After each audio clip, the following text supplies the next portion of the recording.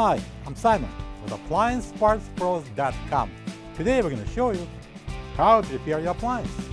Are you ready? Remember, anytime you work on your appliance, make sure it's unplugged or the circuit breakers are off so there's no chance of electrocution.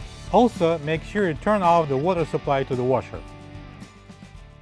In this video, we'll show you how to replace the mold shifter in a GE washer. It's going to be a very easy repair. Should only take a few minutes to show you how to do it. For this job, we're going to need a socket wrench with the 3/8 head and extension and a flat blade screwdriver. When you open up the package, you're going to get a new mold shifter.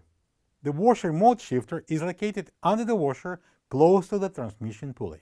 It shifts the washer from agitation to spin and back, operated by the control board. If the washer is not agitating or is spinning during agitation, check the washer mode shifter and replace it if needed. To get to the part, we need to put the washer on its back. I'm going to use the box as a support and tilt it back. Keep in mind it's heavy, so be careful.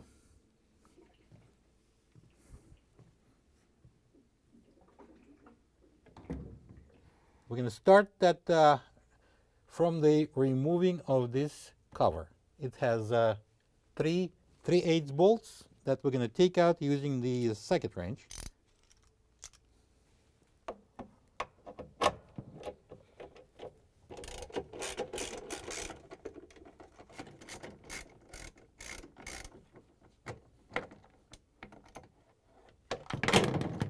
All right, so this is the mold shifter we're going to replace.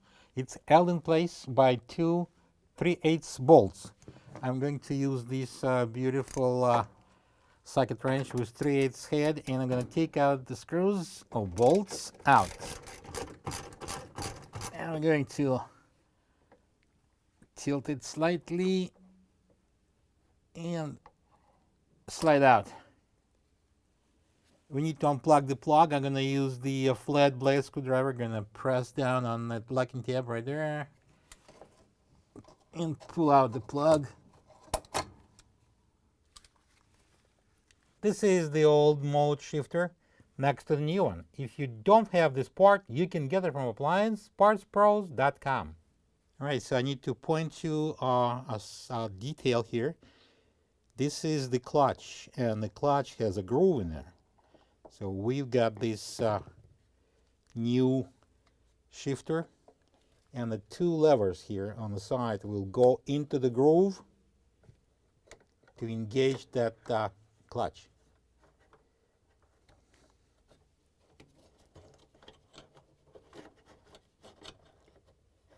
So next I'm going to match the holes and install 2 bolts. All right, I'm going to start with the left side. I'm going to place that bolt in and turn it a couple of times manually. Then I'm going to grab my 3/8 socket wrench and we're going to turn it, so I'm going to tighten that bolt. All right, do not really tighten it.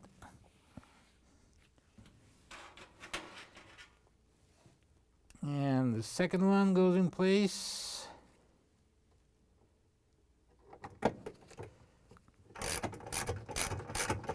And now we can tighten both of them.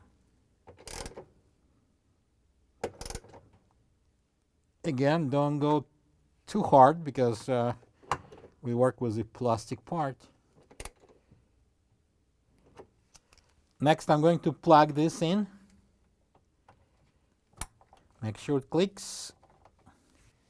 And now I'm going to install the cover back on.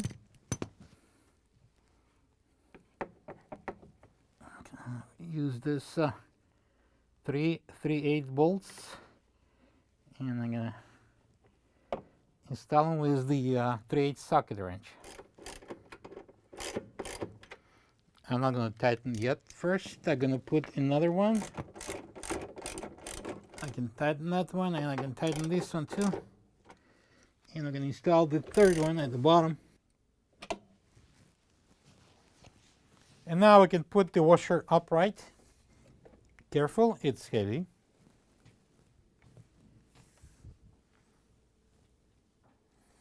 And we're going to remove the box here. Turn on the water,